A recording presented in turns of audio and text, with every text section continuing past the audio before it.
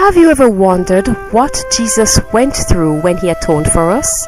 What he experienced physically, felt in his body from the moment in Gethsemane until the final hour of his death? We have been told of the compassion he felt for us, and we have read about the things he did which displayed his compassion.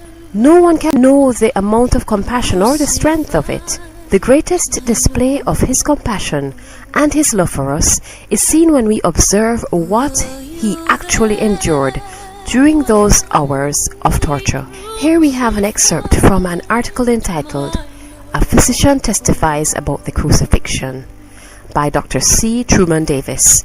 A study of the practice of crucifixion itself, that is, torture and execution by fixation to a cross, the physical passion of the Christ, began in Gethsemane. Of the many aspects of this initial suffering, the one of greatest physiological interest is the bloody sweat. It is interesting that St. Luke the physician is the only one to mention this. He says, "And being in agony, he prayed the longer, and his sweat became as drops of blood, trickling down upon the ground." Every ruse and trick imaginable has been used by modern scholars to explain away this description, apparently under the mistaken impression that this just doesn't happen. A great deal of effort could have been saved had the doubters consulted the medical literature. Though very rare, the phenomenon of hematidrosis or bloody sweat is well documented. Under great emotional stress of the kind our Lord suffered, tiny capillaries in the sweat glands can break, thus mixing blood with sweat. This process might well have produced marked weakness and possible shock.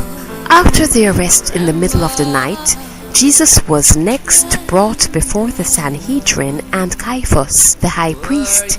It is here that the first physical trauma was inflicted.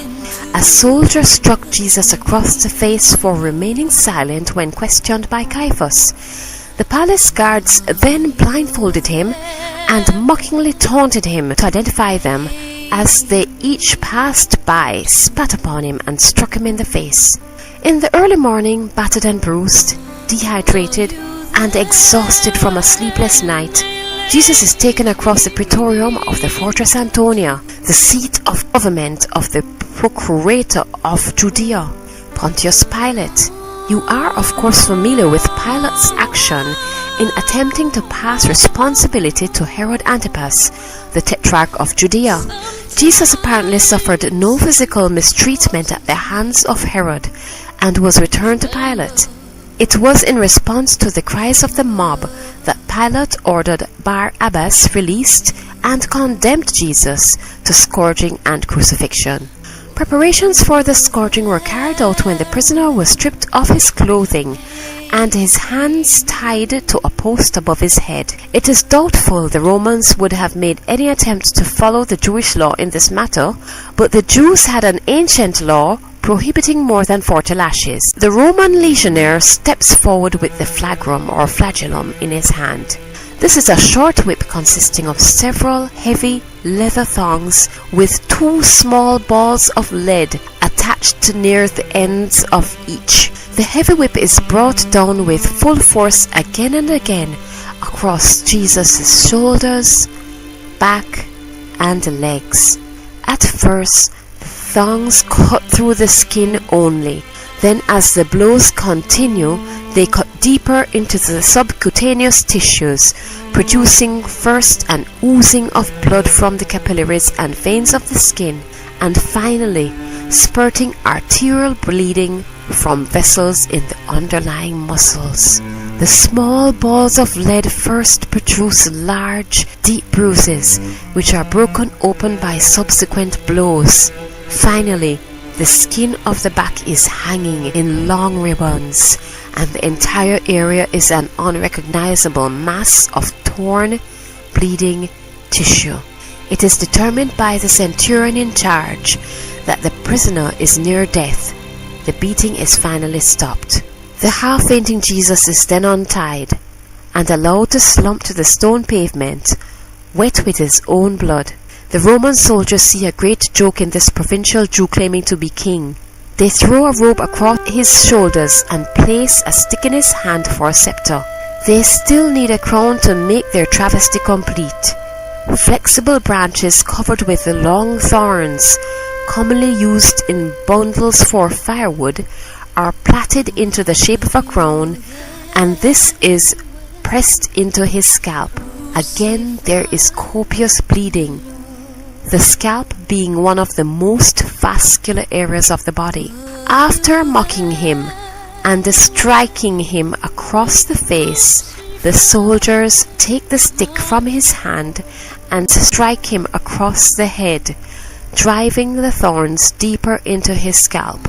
Finally, they tire of their sadistic sport, and the robe is torn from his back. Already having adhered to the clots of blood and serum in the wounds, its removal causes excruciating pain, just as in the careless removal of a surgical bandage, and almost as though he were again being whipped, the wounds once more begin to bleed. In deference to Jewish custom, the Romans return his garments. The heavy patibulum of the cross is tied across his shoulders, and the procession of the condemned Christ, two thieves, and the execution detail of Roman soldiers headed by a centurion begins its slow journey along the Via Dolorosa. In spite of his efforts to walk erect, the weight of the heavy wooden beam, together with the shock produced by copious blood loss, is too much. He stumbles and falls. The rough wood of the beam gouges into the lacerated skin and muscles of the shoulders. He tries to rise, but human muscles have been pushed beyond their endurance. The centurion, anxious to get on with the crucifixion, selects a stalwart North African onlooker, Simon of Cyrene, to carry the cross. Jesus follows, still bleeding and sweating the cold, clammy sweat of shock, until the 650-yard journey from the fortress Antonia to Golgotha is finally completed.